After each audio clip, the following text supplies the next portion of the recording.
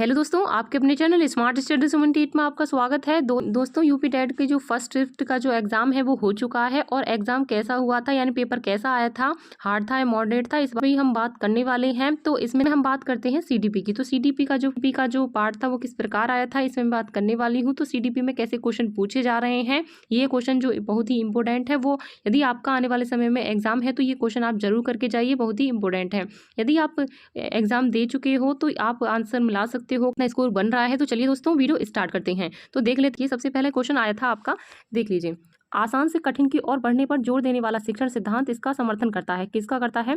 तो इसमें आपके चार ऑप्शन आपको देखने को मिले थे, स्मरण, मौन और दंड या संज्ञानात्मक सहारा। तो इसका जो करेक्ट आंसर था वहां पर, यानी कि डी एकदम करेक्ट आंसर था। जिसमें फ्रेंड्स ने डी लगाया है उनका 1 नंबर यहाँ पर पक्का होता है। तो नेक्स्ट देख लेते हैं, नेक्स्ट टॉपिक, नेक्स्ट देख लेते हैं नेक्स्ट क्वेश्चन। नेक्स्ट क्वेश्चन कौन सा पूछा था? नेक्स्ट क्वेश्चन पूछा था आपका, कड़ी आलोचना के बाद भाग लेना बंद कर देने वाला छात्र निम्नलिखित में से किस सीमा का प्रदर्शन करता है?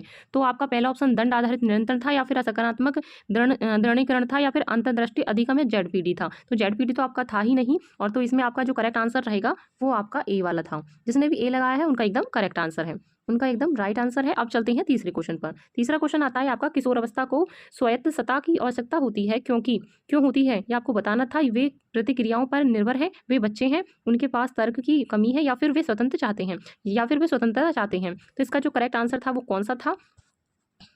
इसका करेक्ट जो आंसर था वो आपका ए वाला। जिस भी फ्रेंड्स ने ए लगाया है उनका एकदम राइट आंसर है। अब देखते हैं चौथा वाला। चौथा आंसर यानी कि चौथा क्वेश्चन क्या पूछा था? इक्विटी समानता से अलग है, क्योंकि इक्विटी का मतलब है, इसका क्या मतलब है ये आपको बताना था। इसका जो करेक्ट आंसर था वहां पर कौन सा था? जन्मजात पर आधारित निरपेक्ष सहायता या प्रतिस्पर्धा या एक समान निर्देश, वही इलाज। ये आपके चार ऑप्शन थे, इसका जो करेक्ट आंसर था वो आपका ए था। जिस भी फ्रेंड्स ने ए लगाया है उनका एकदम राइट आंसर है। अब चलते हैं पांचवें क्वेश्चन पर। पांचवा क्वेश्चन देख लेते हैं, इसमें क्या पूछा था। अवधारणा मानचित्र जैसी शिक्षण रणनीति डॉट डॉट करके दिया हुआ था को बढ़ाती है, क्या बढ़ाती है? तो आपको बताना था प्रतिक्रियात्मक क्रिया और सतही स्मरण या निष्क्रिय अधिगम और ज्ञान का संगठन। इसका जो करेक्ट आंसर था वो कौन सा था? इसका जो करेक्ट आंसर था वो आपका ए वाला था। ए वाला एकदम राइट आंसर था। अब देख लेते हैं छठा क्वेश्चन। छठा क्वेश्चन क्या पूछा था? यदि कोई किशोर कठिन कार्यों को करने से इनकार करता है तो क्या दर्शाता है, क्या दर्शा सकता है, यानी कि आपके क्या दर्शा सकता है, यानी कि आपको बताना था। तो इसका जो करेक्ट आंसर था, यानी कि कोई चीज़ हमें मतलब हमें कठिन लगती है तो हम किस चीज़ से डरते हैं? तो हम डरते हैं असफलता का वह से, यानी कि उसके परिणाम से डरते हैं। तो इसका जो करेक्ट आंसर था वहाँ पर आपका डी था। जिसने डी लगाया उनका एकदम 1 नंबर पक्का है। तो आगे मैं बात करती हूँ सातवें क्वेश्चन की। सातवां क्वेश्चन आता है, सहयोगी सीखना समावेशन को बढ़ा देता है, क्या बढ़ा देता है? तो आपको चार ऑप्शन दिखे थे वहां पर। कक्षा में अलगाव या शिक्षार्थियों की रैंकिंग या पदक्रम को प्रोत्साहित करना और सहपाठियों के सहयोग को बढ़ाना। तो इसका जो करेक्ट आंसर था वो आपका डी एकदम राइट आंसर था। जिसने भी डी लगाया है उनका एकदम राइट है। नेक्स्ट बात करती हूँ मैं आठवीं क्वेश्चन की। तो आठवीं क्वेश्चन में क्या पूछा था? किशोर अवस्था में भावात्मक परामर्श मुख्य रूप से कम करता है आपको बताना था चिंतनात्मक और विकास और शैक्षिक ज्ञान या चिंतन और भ्रम या प्रतिक्रियाएं। तो इसका जो करेक्ट आंसर था वो आपका सी एकदम राइट आंसर है। इसका आठवीं का सी एकदम करेक्ट आंसर रहेगा। नेक्स्ट देख लेते हैं नौवां क्वेश्चन। नौवां क्वेश्चन कौन सा है? नौवां क्वेश्चन देख लेते हैं कि पढ़ने में खराब आदतों के कारण असफल होने पर किशोरों में इस चीज की कमजोरी झलकती है। तो कौन सी कमजोरी झलकती है? अंतर्दृष्टि की, या फिर आत्म नियमक की, या फिर प्रतिवर्त क्रिया की, या फिर शास्त्रीय अनुकूलन की। तो इसका जो करेक्ट आंसर था वो कौन सा था? इसका जो आंसर रहेगा वो आपका बी रहेगा। बी एकदम राइट आंसर है।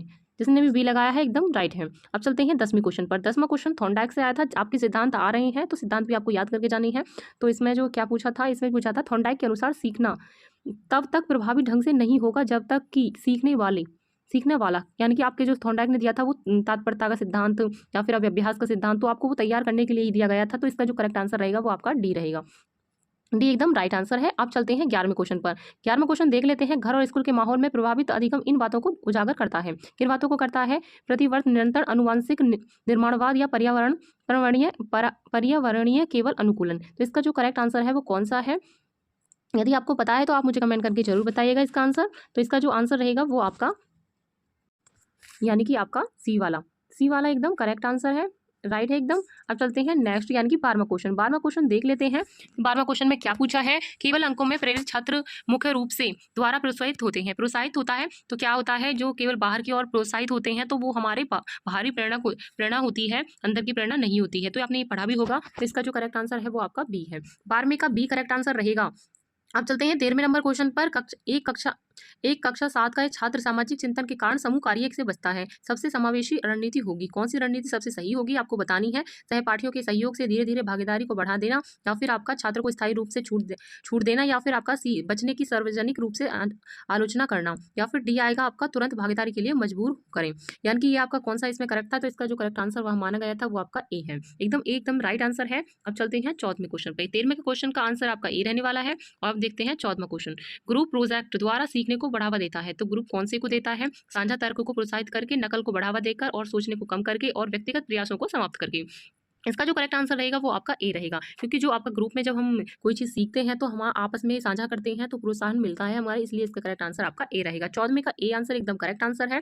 15वें का क्वेश्चन देख लेते हैं कि किशोर अवस्था के दौरान गणित सीखने में ठहराव अहमियत की बढ़ती मांग के कारण हो सकता है, जो निम्नलिखित संकेत देता है। तो इसका जो करेक्ट आंसर है कौन सा है। विकासात्मक संक्रमण, कठिनाइयां या पलटा गिरावट होती है, या फिर दृढ़ीकरण की अनुपस्थित या स्थायी असमर्थता होती है। तो इसका जो करेक्ट आंसर रहेगा वो आपका विकासात्मक संक्रमण, पहला आंसर एकदम करेक्ट आंसर है।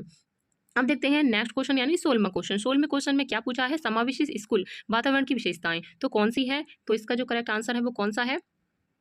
इसका जो करेक्ट आंसर रहेगा वो आपका सम्मान और सहभागिता, एकदम करेक्ट आंसर है। 16वें का जो आंसर है इसमें सी एकदम राइट आंसर है। अब चलते हैं 17वें क्वेश्चन पर। 17वां क्वेश्चन देख लेते हैं कि सुकरात से पूछा गया है, यानी सुकरात की शिक्षण पद्धति मुख्य रूप से निम्नलिखित में से बढ़ावा देती है। यदि आपको पता है कि सुकरात ने कौन सी विधि दी है तो ये आप आसानी से कर सकते थे। अगर आपको ऐसे ये नहीं पता जैसे सुकरात ने क्या किया था तो आप इसमें थोड़ी गड़बड़ हो जाएगी। बाकी इनके जो सिद्धांत है वो सभी याद करके जाएं, आसान है। तो वहाँ से आपके क्वेश्चन बन रहे हैं। तो सुकरात की जो शिक्षण पद्धति है वो किससे आधारित है, इसमें आपकी प्रश्न उत्तर विधि ज़्यादा पूछी जाती है। तो मतलब जैसे आपकी सुकरात से जो संबंधित है वो प्रश्न उत्तर विधि है, तो आपको पता है कि यहाँ पर आपको बिल्कुल आसानी से आपको पहचान सकते थे यदि आपको इसके बारे में पता थी। तो प्रश्न पूछकर आलोचनात्मक चिंतन करना, यानी कोई प्रश्न पूछ के फिर उस पर चिंतन करना है। किशोर अवस्था में सीखी हुई लाचारी का सबसे सीधा प्रभाव खालिस्तान पर पड़ता है, यानी कि डॉट डॉट पर पड़ता है। तो आपको बताना है किस पर पड़ता है। किशोर अवस्था का जो प्रभाव पड़ता है वो दृढ़ता और प्रयास पर पड़ता है, यानी कि बी वाला एकदम राइट आंसर है। जिसने भी 18वें में बी लगाया है उनका एकदम राइट आंसर है। अब चलते हैं 19वें नंबर क्वेश्चन पर।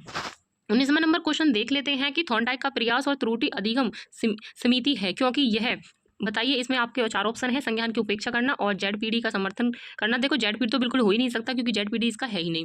तो इसमें आपका अंतर्दृष्टि को प्रोत्साहित करता है, अहमियत को बढ़ावा देता है। तो इसका करेक्ट आंसर आपका कौन सा रहेगा। तो ए वाला एकदम करेक्ट आंसर है। 19 में ए एकदम करेक्ट आंसर रहेगा। अब चलते हैं 20वें नंबर क्वेश्चन पर। 20वां नंबर क्वेश्चन देख लेते हैं। तो 20वें नंबर क्वेश्चन में क्या पूछा है कि अनुकूलित गृह कार्य दर्शाता है। तो क्या दर्शाता है आपका, शिक्षार्थी की आवश्यकताओं के आधार पर विभेदीकरण, या फिर आपका कक्षा में अलगाव और कम अपेक्षाएं और सीखने की प्रवृत्ति पूर्वग्रह। तो आपको इसका करेक्ट आंसर आपका कौन सा रहेगा। 20 का जो करेक्ट आंसर है वो कौन सा है। इसका जो करेक्ट आंसर रहेगा वो आपका ए है। अब चलते हैं 21वें नंबर क्वेश्चन पर। 21वें नंबर क्वेश्चन देख लेते हैं कि क्या कहता है कि अलग अलग समूहों के बीच टकराव के दौरान एक समावेशी सुविधाकार को इसे प्राथमिकता देनी चाहिए। किसको देनी चाहिए। तो इसका करेक्ट आंसर कौन सा है।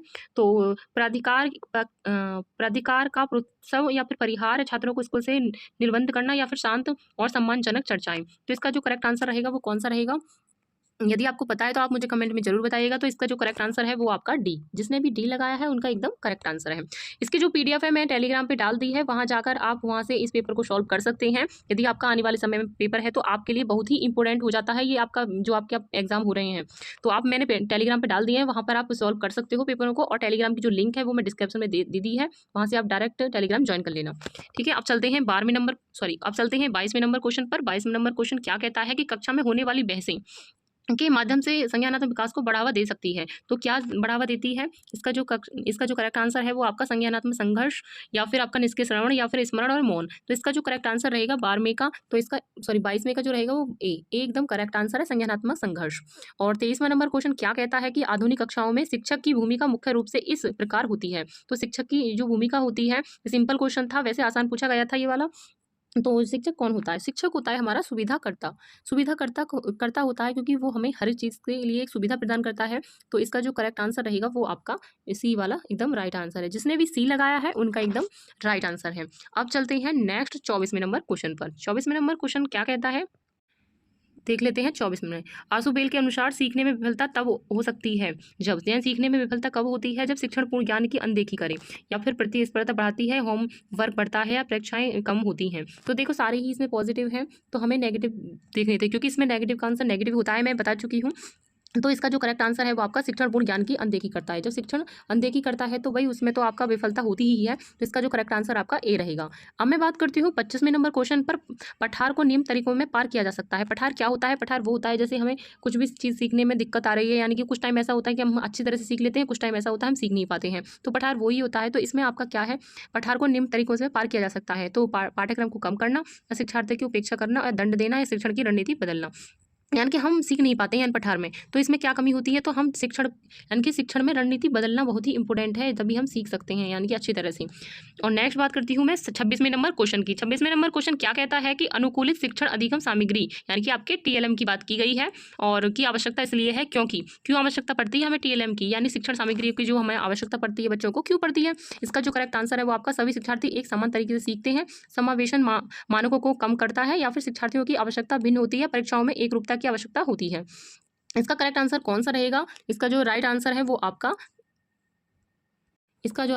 आपका ए रहेगा। अब चलते हैं 27वें नंबर क्वेश्चन पर। 27वें नंबर क्वेश्चन क्या कहता है? सीखने की सबसे अच्छी परिभाषा है। सीखने की मैंने 1000 बार बताया है कि जब भी आपको अगर कोई चीज़ समझ में नहीं आती है तो मैंने 3 ट्रिक अलग से बताई हैं कि जिस भी अगर जैसे आपको पता नहीं था यहाँ पर, तो आप मतलब जो आंसर आपको बड़ा दिखाई देता है वो हमेशा सही होता है। कुछ मतलब कहती हूँ कि 90% आपका सही ही होता है। तो आपको मैंने जो ट्रिक बताई है एग्जाम से पहले जाने से पहले आप जरूर देख लेना, वहाँ से आपके क्वेश्चन बहुत फंसने वाले हैं। इस तरह आपको यानी कि 20 से 25 नंबर मिल जाएंगे अगर आप उस ट्रिक को आजमाओगे तो।